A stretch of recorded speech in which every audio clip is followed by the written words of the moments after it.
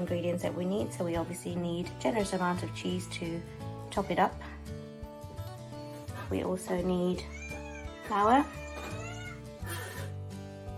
margarine or butter, any kind of spread, salt and pepper to taste, and my ingredient that makes my mac and cheese different is chopped up onion and bacon. So we're going to fry that in a minute. So when it comes to the white sauce, I just want to mention that the way that I do it is I put in the same amount of butter to flour ratio. So for example, without having to get out a measuring dish or a scale, if I use 3 spoons of butter, which I've done in this case, I use 3 tablespoons of flour. Okay, again, in terms of measurements, like I said, I just do things by eyeballing, but if you take this packet of spirelli that I bought from the co-op, you can use macaroni, or you can use pasta twirls, or you can even use penny, it doesn't really matter. But I bought this, it's 500 grams, and you can see I used about half for the oven dish that you're going to see later in the tutorial. So that gives you an idea of how much pasta you need for the volume of mac and cheese we're making today.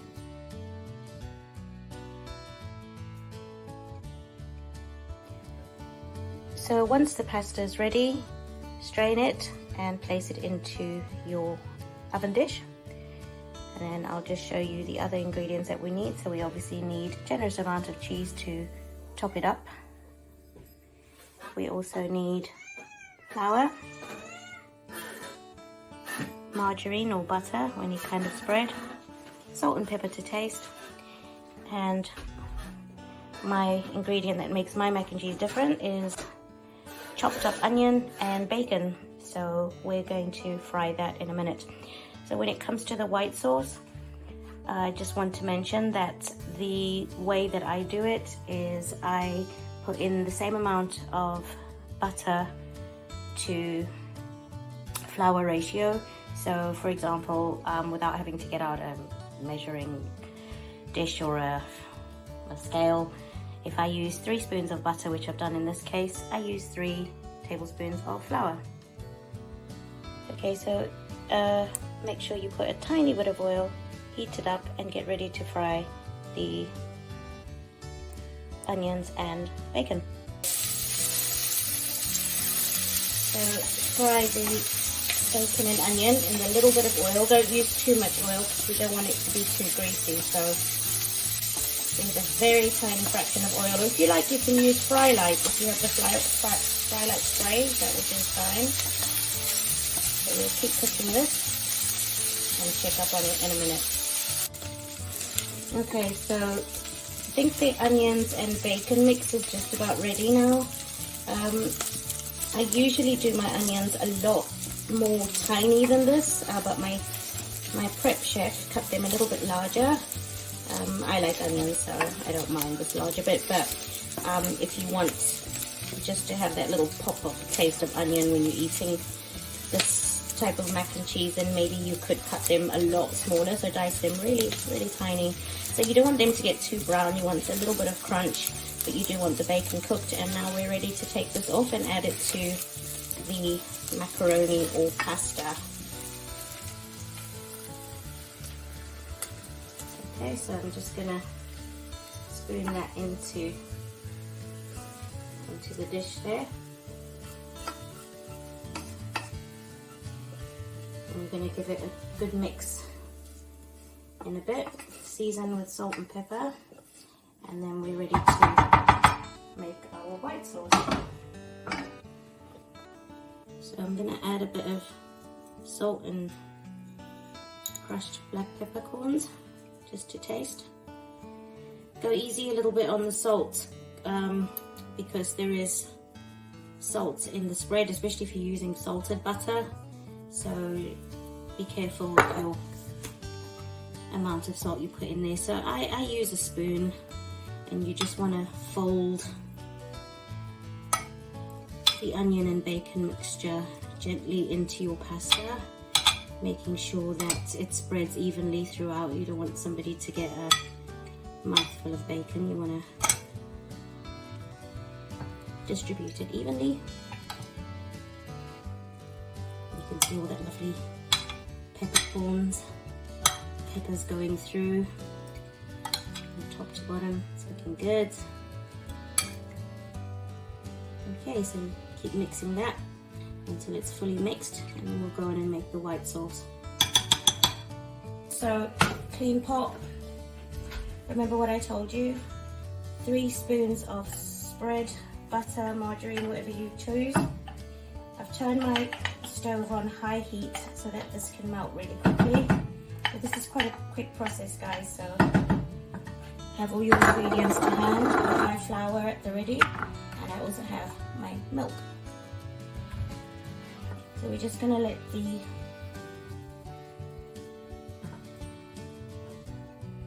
butter melt.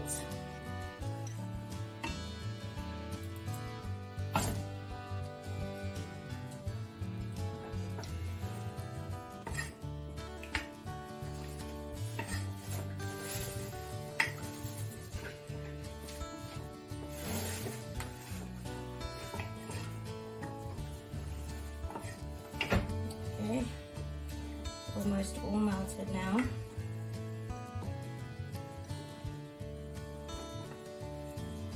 Okay, and you can almost hear it sort of coming to a boil, if you like, and that's what it looks like. So what I'm going to do is I'm going to quickly add all the flour in, stir it really quickly, because you want that flour to fry, if it can, in the butter, but keep stirring. You don't want to burn the butter, you don't want to burn the flour, and you keep mixing. It's at this stage that it's really important that you need to mix well, because you don't want a lumpy sauce. Okay, and as it's starting to cook at this sort of stage, I start adding a little bit of milk, bit by bit, and stir, a little bit of milk, and stir. Okay, so I'm just going to bring it to the side so you have a bit of view. Adding a little bit of milk and stirring. Okay, and that's exactly what we do when the pot is on the stove. So back on the stove it goes, and I'm going to start turning. I turn my stove down, so my stove, the highest mark is 6, so I'm turning it down to a 3, so kind of halfway through. I'm always adding a little bit of milk and mixing as briskly as you can, because what you want to do is you want to get rid of any lumps. It's at this stage that if you don't get rid of the lumps, then yeah, you're going to have a rubbish white sauce.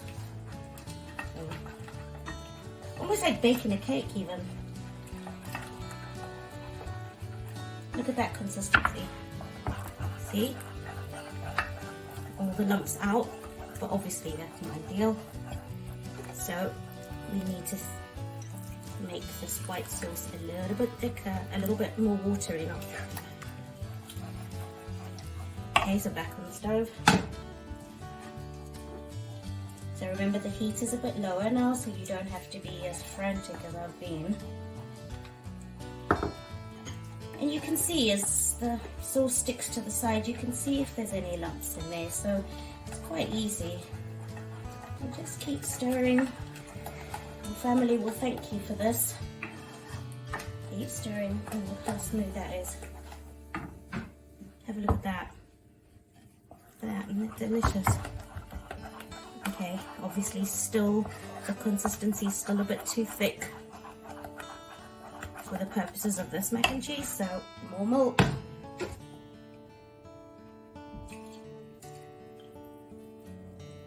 Now another option, what some people choose to do, and I think I might do it, just depends on how I feel really, is at this stage when the heat is low, all the lumps are gone, and you sort of looking for that consistency that you want for the sauce for the mac and cheese, you can actually add a bit of grated cheese in at this stage, so you're making a white sauce, but a cheese sauce, homemade cheese sauce. Yeah, there you go.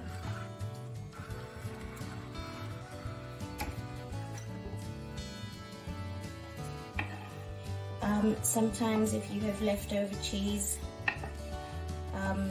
different types of cheese, if you have cheddar or anything else that's lying around in the fridge that has no better purpose, that's still good enough to use, then pop it in here. You know, don't like waste.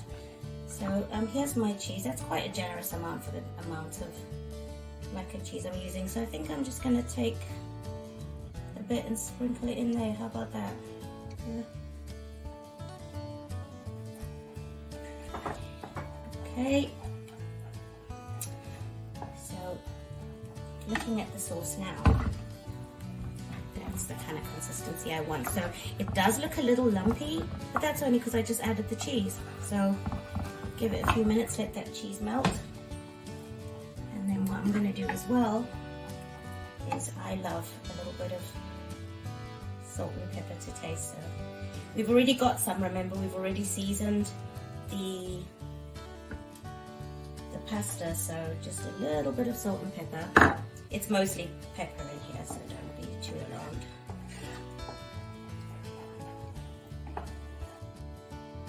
Alright, so when it comes to measurements, because this is just home cooking and it's just, you know, I measure according to my eye really and experience, but in terms of volume of milk for that sauce that I use, so with the 3 spoons of spread or butter, 3 spoons of flour, you can see that with this 2-pint bottle that I got from the co-op earlier, that we use roughly about half, just under half of the pint of the 2 pints. So maybe you're looking at about a pint of milk. So that, I hope that helps when you're trying to gather how much milk you need to use. Right, okay, so the sauce is at the consistency that I want it. So I just left it simmer for a few more minutes. So that's the thickness that I desire. So what we're going to do is we're just going to pour the sauce into our pasta mix now. Just do a bit, might not need the whole lot. And I'll use my trusty spoon to ensure that all the pasta is covered.